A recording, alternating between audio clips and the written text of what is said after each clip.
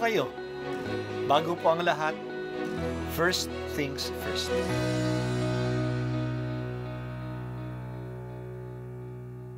Good morning po.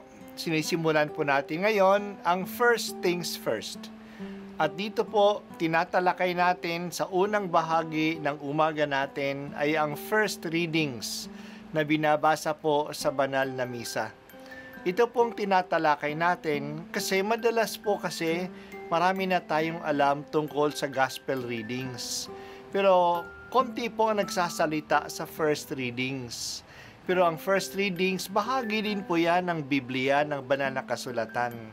Kaya susubaybayan po natin ang mga first readings, basahin po natin at kuminsan kailangan ng basahin ng 2 o 3 beses bago maintindihan kasi hindi po tayo familiar sa mga istorya at sa mga kaisipan na tinatalakay dito. Ang pagbasa mula sa unang aklat ng mga hari.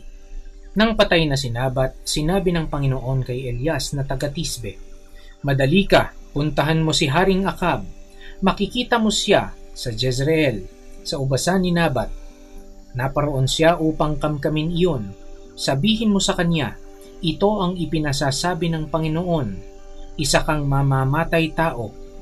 Ngayon na may pangangamkam ang ginagawa mo, kung saan hinimod ng mga aso ang dugo ni Nabat, doon din hihimurin ng aso ang iyong dugo."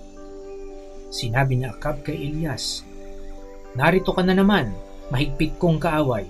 Sagot naman sa kanya ni Elias, "Oo, hinanap kita uli, sapagkat nagumon ka sa kasamaan, malagim na parusa ang babagsak sa iyo. Ganito ang ipinasasabi ng Panginoon, itatakwil kita, lilipulin ko ang mga anak mong lalaki, matanda at bata. Parurusahan kita tulad ng ginawa ko sa angkan ni Jeroboam na anak ni Nabat at sa angkan ni Baasa na anak ni Ahiyas, sapagkat ako'y ginalit mo at ibinulid mo ang Israel sa pagkakasala. Ito naman ang sumpa kay Jezebel. Kakanin siya ng mga aso sa nasasakupan ng Jezreel. Sino man sa angkan ni Akab ang mamatay sa bayan ay kakanin ng mga aso. Sino mang mamatay sa bukid ay kakanin ng mga uwak."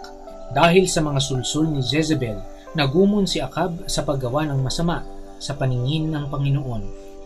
Sumamba rin siya sa mga Diyos-Diyosan gaya ng mga Amoreo na pinalayas ng Panginoon pagdating ng bayang Israel sa lupain iyon.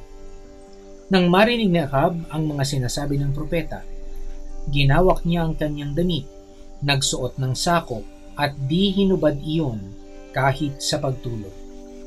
Nag-ayuno siya bilang tanda ng malaking kalungkutan. Kaya't sinabi ng Panginoon kay Elias, "Hindi mo ba napansin kung paano nagpapakababa sa harapan ko si Akab? Sapagkat nagpapakababa siya, hindi ko itutuloy ang parusa sa kanya habang siya'y nabubuhay. Ngunit pagkamatay niya, parurusahan ko ang kanyang angkan." Ang salita ng Diyos. Salamat sa Diyos. Ayos na sana ang ginawa ni Haring Akab. Wala na si Nabat. Mapapasa kanya na ang ubasan nito. Pero may Diyos. Alam ng Diyos ang lahat. Hindi niya palalampasin ang kasalanan. Pananagutin niya ang gumawa ng masama. Kaya pinadala ng Diyos ang propetang si Elias upang harapin si Haring Akab. Ang bawat kasalanan ay may parusang katumbas. Dinilaan ng mga aso ang dugo ni Nabat na binato sa labas ng lungsod. Didilaan din ng mga aso ang dugo ni Akab at ng reynang si Jezebel. Kaya sila, kahit na sila ay mga hari at reyna, hindi sila makakaroon ng maayos na libing. Mamamatay sila ng violent death. Ang dugo nila ay kakalat at didilaan ng mga aso. Ang parusa ay hindi lang para sa kanila, para din sa kanilang pamilya. Mauubos ang kanilang angkan. Papatayin silang lahat. Hindi lang sila papatayin, hahayaan na ang kanilang mga bangkay ay kakainin ng mga hayop at ng mga ibon. Malaki ang paggalang ng mga Israelita sa bangkay, kaya malaking kahihiyan at paglapastangan kung ang bangkay ay papabayaan na kainin ng mga hayop at ng mga ibon. Pero noong magsisi si Haring Akab, kinahabagan siya ng Diyos.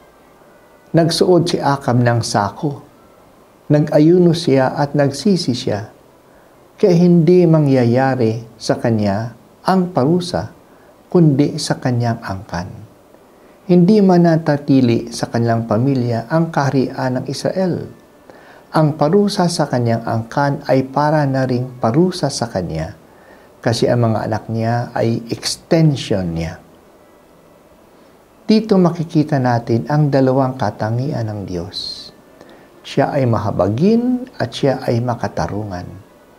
Dahil sa kanyang pagkamakatarungan, pinaparusahan ang mga gumagawa ng masama. Kahit na sila ay may kapangyarihan tulad ng hari at reyna. Hahabulin pa rin sila ng katarungan ng Diyos. Hindi masusuhulan ang Diyos at hindi siya natatakot sa mga makapangyarihan. Pero ang Diyos ay mahabagin din. Kapag may pagsisisi, nagpapatawad ang Diyos. Pero kapag nagpapatawad ang Diyos, hindi ibig sabihin na okay na ang lahat. Kung may pananagutan, may mananagot. Kaya nga si Jesus ay nagpakasakit at namatay sa krus. Siya na ang sumagot sa parusa na nararapat sa ating mga makasalanan.